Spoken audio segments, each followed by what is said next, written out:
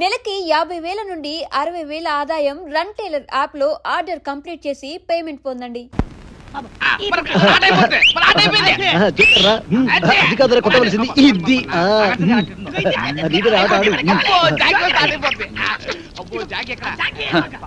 తిరుపతి గారి కేసు ఎంతవరకు వచ్చినా ఒక్కడికి టెన్షన్ కాలేదు. తిరునాళ్ళకి వచ్చిన సంబరంగా ఉన్నారు. నువ్వు వెళ్తున్నాను రా. ఏంట్రా బాబాయ్, మమ్మల్ని వదిలేసి వెళ్తున్నందుకు చాలా బాధగా ఉందా? బాధ లేదు, బందా లేదు. పోలీసు ఎప్పుడు వస్తారని టెన్షన్ గా ఉందా? నీకెప్పుడు ఏం మాట్లాడాలో తెలియదు. మంచి మూడు అంతా పాడు చేస్తావు కదరా. ఈ ఊరికి ఒకే బస్సు ఉంది. ఆ బస్సు వచ్చే టైం అయింది. నువ్వు పద. కలర్ బ్రదర్స్, మీరు వెళ్ళి బస్ ఎక్కించి కలెక్టర్ అప్పచెప్పి మరి రండి. మంచి ఆట నాశనం చేశాడు వీడెప్పుడు ఇంతే గదవా. అమ్మయ్యా, ఆ బుజ్జిగాడు పక్కనుంటే ఎప్పుడు ఏ బొమ్మ పేలుస్తాడో అని భయంగా ఉండేది. ఆడు వెళ్ళిపోయాడు. ఇప్పుడు ఏ టెన్షన్ లేదు. ఇక మనం ఫ్రీగా ఆడుకోవచ్చు, పాడుకోవచ్చు.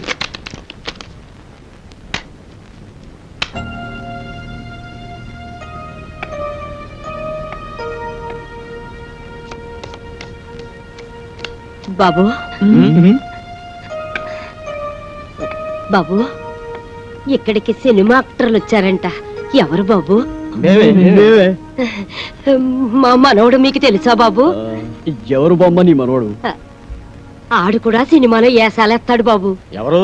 తుత్త తనికల బరినా? కాదు బాబు, ఆడి పేరు సీను. సీనా? ఆడి ఫోటో.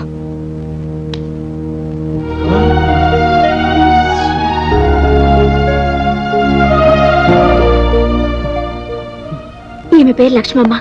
ఈ ఫోటోలో ఉన్నది ఈమె మనవడు సీను. ఈ ఊరి ఫ్యాక్షనిజానికి బలైపోయిన కుటుంబం వీరిది. ఈమెకు ఆ మనవడు, ఆ మనవడికి బామ్మ తప్ప ఈ లోకంలో మరెవరూ లేరు. సినిమా పిచ్చిలో పడి ఈ బామ్మను ఒంటరిగా వదిలి వెళ్లిపోయిన ఆ మనవడి కోసం కళ్ళల్లో ఒత్తులు పెట్టుకుని బతుకుతోంది ఈమె. చనిపోయేలోగా ఒక్కసారి మనవడిని చూసి తృప్తిగా కనుమయాలన్నదే ఈమె కోరిక. సీను ఈ బామ్మ మనవడా? నా మనవడు మీకు తెలుసా బాబు? వాడు మాకు బాగా తెలుసు బామ్మ. వాడు మాకు మంచి ఫ్రెండ్ బామ్మ. ఇప్పుడు ఎక్కడున్నాడు బాబు? వాడిప్పుడు చాలా హై లెవెల్లో ఉన్నాడు బామ్మ. ఏమిటో బాబు, సచ్చే వయసు వచ్చినా ఆడిని చూడాలన్న ఆశ మాత్రం చావలేదు. ఒక్కసారి ఆడిని రమ్మనండి బాబు. వాడు రాడు బామ్మ. మనమే ఏదో ఒక రోజు వాడి దగ్గరికి వెళ్ళాలి. అంటే నన్ను చూడటానికి కూడా రాడా బాబు? మేము ఈసారి పట్నం వెళ్ళినప్పుడు మీ గురించి చెప్పి వాడిని పంపిస్తాం. మా నాయనే తప్పకుండా చెప్తావు కదూ, నీకు పుణ్యం ఉంటుంది. నువ్వేం తెగులు పడకు బామ్మ. నీ గురించి చెప్పి తప్పకుండా వాడిని నీ దగ్గర పంపిస్తాం. అట్టాగే బాబు, అట్టాగే. వస్తానమ్మా. బాబు, మా మనవడి ఫోటో కూడా మీలాగే పేపర్లో వస్తుంది కదూ? వస్తుంది బామ్మ. మామూలుగా కాదు, పెద్ద పెద్ద అక్షరాలతో వస్తుంది బామ్మ. మీరు చల్లగా ఉండండి బాబు, చల్లగా ఉండండి. వస్తానమ్మా.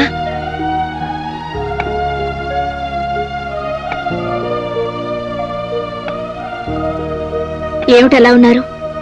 ఆ ఫోటో చూసిన దగ్గర నుంచి ఎందుకలా మారిపోయారు? మేము మారిపోవడం కాదండి, ఆ బామ్మ మనవడు, అదే ఆ సీను శవంగా మారి పైలోకానికి. అవునండి, సీను చచ్చిపోయాడు. ఈ విషయం తెలిస్తే బామ్మ కొండాకి చచ్చిపోతుంది. అందుకే ఈ నిజం ఆవిడికి చెప్పలేదు. మంచి పని చేశారండి. చచ్చిపోయిన మనిషిని బతుకున్నాడని అబద్ధమాడి బతుకున్న మనిషిని చావకుండా కాపాడారు. నిజంగా మీరు చాలా గొప్పవాళ్ళు. I'm appreciating your greatness.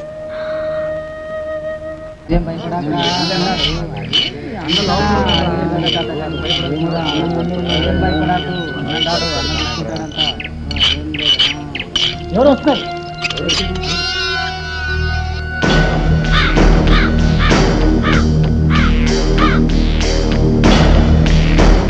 ఏమండి, మీకోసం మన ఊరు కుర్రాళ్ళు వచ్చారండి. కుర్రాళ్ళ? అవునండి. వాళ్ళకి నాతో ఏం పని? పద.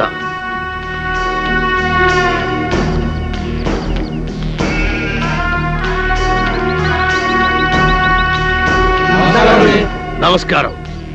ఏంటిలా వచ్చారు? మరి సన్మానం గురించి మాట్లాడదామని. సన్మానమా? సన్మానం నాకెందుకురా? మరి సన్మానం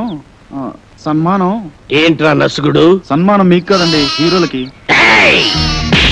ఊరికి చించుతా. ఈ ఊళ్ళో సన్మానం జరిగినా సత్కారం జరిగినా ఈ బాంబుల పుల్లారెడ్డికే జరగాలి. అది కాదండి, మొదటిసారిగా మన ఊరికి 4 పెద్ద హీరోలు వచ్చారు కదండి. వాళ్ళు మన ఊరికి రావడమే పెద్ద విశేషం. అందుకే మిమ్మల్ని అడిగి వాళ్ళకి సన్మానం చెయ్యాలని ఆ కుర్రాళ్ళ ఆశ. అలాగా, సరే. హీరోలకు సన్మానమా? చెయ్యండి, బాగా చెయ్యండి. నా ఫుల్ సపోర్ట్ మీకుంటది. సోదర సోదరిమణులారా, మెగాస్టార్ చిరంజీవి గారు, యువరత్న బాలకృష్ణ గారు, యువ సామ్రాట్ నాగార్జున గారు, విక్టరీ వెంకటేష్ గారు మన ఊరికి రావడం నిజంగా మన అదృష్టం. వీరికి సన్మానం చేయడం అభిమానంగా మన బాధ్యత. ఇది మన ఊరికే గర్వకారణం. ఇప్పుడు హీరోల సన్మాన కార్యక్రమం ప్రారంభం కాబోతుంది. అభిమానులందరూ వరుసగా వచ్చి తమ హీరోల మెడల్లో దండలేసి సత్కరిస్తారు.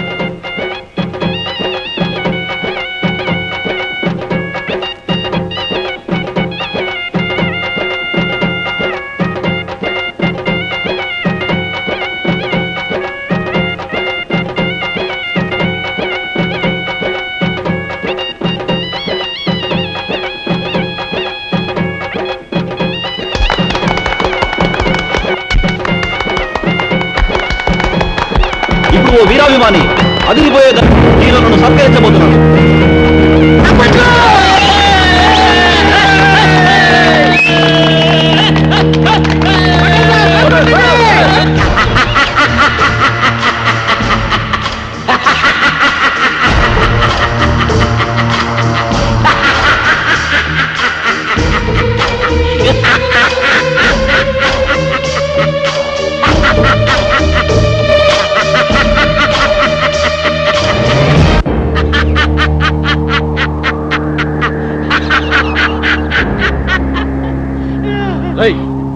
నువ్వు ఇంకా చావలేదా? చచ్చినా చావలేదు. నేను చచ్చానని చెప్పుకుంటూ బతుకుతూ మిమ్మల్ని అనుక్షణం చంపుతూ కలకాలం కాకిలా బతుకుతా. నువ్వు బతుకుంటే మేము మనశ్శాంతిగా బతకలేవురా. అందుకే అప్పుడు చావని వాడిని ఇప్పుడు చంపుతాం. భూమి మీద ఎవడైనా 2 సార్లు వస్తాడా? మీ పిచ్చి. ఒకసారి చావనప్పుడు రెండోసారి చంపక తప్పదు. ఎవడు చెప్పాడు నేను చచ్చిపోలేదని? నేను గత నెల 5వ తారీఖు చచ్చిపోయినట్టు గవర్నమెంట్ నాకు సర్టిఫికెట్ ఇచ్చింది. ఇదిగో జిరాక్స్ కాపీ. కాదు, అది డూపు సర్టిఫికెట్. ఇలాంటి అబద్ధాలు చెప్పావంటే నీ బక్కెలేన కొడతాను. వంశోద్ధారక, తగ్గు తగ్గు. నువ్వు నిజంగా సమరసింహారెడ్డి లాగా లేచిపోతే మీరు టాప్ హీరోస్ కాదు, డూప్ హీరోస్ అన్న సంగతి ఊళ్ళో చెప్పాల్సి వస్తుంది. వస్తా.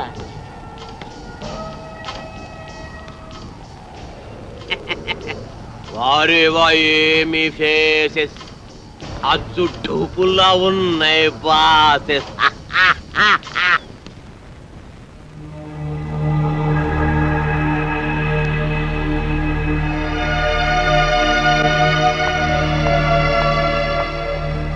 హలో, ఏంటి ఇక్కడ కూర్చున్నారు? ఏంటి అదోలా ఉన్నారు? అదోలా కాదు, దిగాలుగా ఉన్నా. గుబులుగా కూడా ఉన్నాం. ఏ ఎందుకు? మమ్మల్ని ఇక్కడి నుంచి డిశ్చార్జ్ చేస్తున్నారు కదా, అందుకు. ఏ ఇంకా పేషెంట్స్ గానే ఉండాలని ఉందా? చూడాలని ఉంది.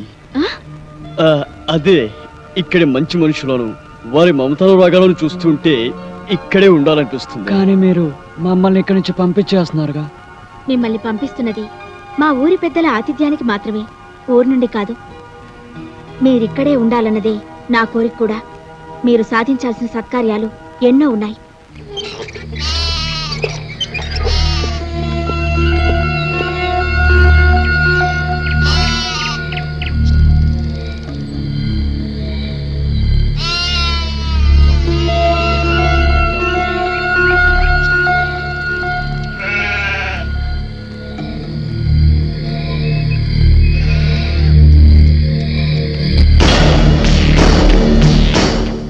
ఆగిపోయారేంటి?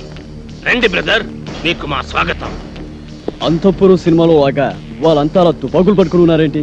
వాళ్ళ చేతుల్లో ఆ తుపాకులు అంత అవసరమా? వీళ్ళంతా మన మనుషులే. ఏ భయపడుతున్నారా? మీరు కూడా గన్లు పట్టుకుని సినిమాల్లో యాక్షన్ చేస్తారు కదా. అరే మస్తాన్, అంతా రెడీయేనా? రెడీయేనండి అయ్యా. ఇవ్వు. ఇదిగోండి. గన్ను కాదురా, దండ, పూల దండ.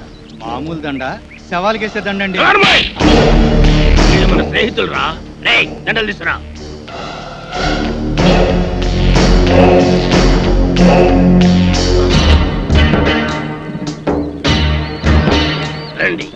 థ్యాంక్స్ అండి. Thank you. అవును, మిగతా ఇద్దరు ఎక్కడ? మేమిద్దరం ఇక్కడ, వాళ్ళిద్దరూ అక్కడ. అక్కడ అమ్మాయి ఇక్కడ అబ్బాయి అంటారే అలా. ఏయ్, నాకు ఇదేం నచ్చలా. ఆయన ఆడేవుడండి మధ్యలో. ఆడింటికి ఇద్దరు, నా ఇంటికి ఇద్దరు రావడానికి ఇదేమో సినిమా అనుకున్నావా? రాజకీయం, రాయలసీమ రాజకీయం. అబ్బే అదేం కాదండి, ఈ ఊరు పెద్దలు మీరు. మిమ్మల్ని ఇబ్బంది పెట్టకుండా, బాధ పెట్టకుండా మేము నిర్ణయం తీసుకున్నాం. నా పేరు భానుమతి అండి, నేను మీ అభిమాని. మీ ఇద్దరు సినిమాలంటే నాకు చాలా ఇష్టం.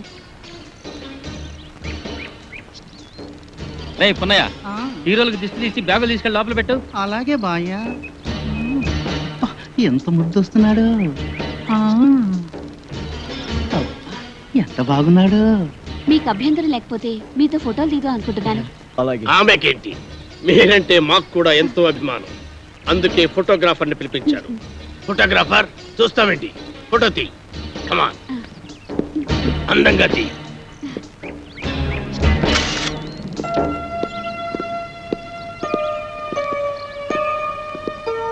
బామ్మ, బామ్మ.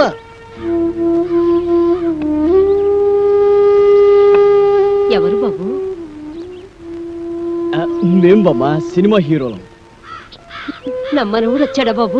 వాడు రావడానికి వీళ్ళేనంత బిజీగా ఉన్నాడు. పండక్కి తప్పకుండా వస్తానన్నాడు బామ్మ. యాళ్ళకేమన్నా తింటున్నాడా బాబు? వాడికి రాజభోగం.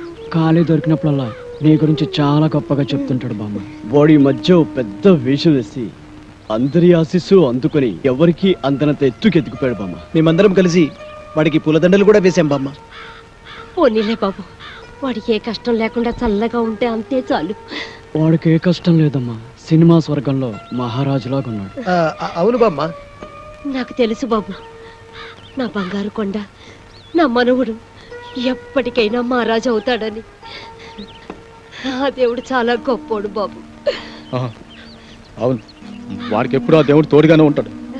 వాడు ఎప్పుడు ఎక్కడున్నా నీ గురించి ఆలోచిస్తుంటాడు బామ్మ. వాడికి నువ్వంటే చెత్త ప్రేమ బామ్మ. వాడికి వచ్చిన మొదటి జీతంతో నీకు చీర పంపించాడు బామ్మ.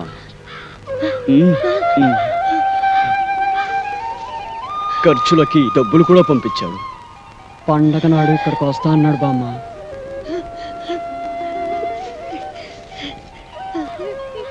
పండక్కి నువ్వు ఈ చీర కట్టుకుంటే చూడాలని వాడు ఎంతో ఆశపడుతున్నాడు బామ్మ. నా మనవుడు నాకు డబ్బు పంపించాడా? నా మనవుడు నాకు చీర పంపించాడా? చూసారా, వాడికి అన్ని పనులు ఉన్నా మర్చిపోకుండా నాకు చీర డబ్బు పంపించాడు. నాకు చీర పంపించాడు. వచ్చే రావాలమ్మా, నాయుడమ్మా, సమ్మక్క, సారక్క, నా మనవుడు రానన్నాడు కదే, నా మనవుడు రానన్నాడు కదే, ఇప్పుడు పండగకు వస్తున్నాడట. చూడండి, నాకు చీర డబ్బులు పంపించాడు. నా మనవుడు చీర డబ్బులు పంపించాడు. నా మనవుడు పంపించాడు. రండి రండి, నా మనవుడు నా కోసం చీర పంపించాడు. పట్టు చీర. చూసారా, డబ్బు కూడా పంపించాడు.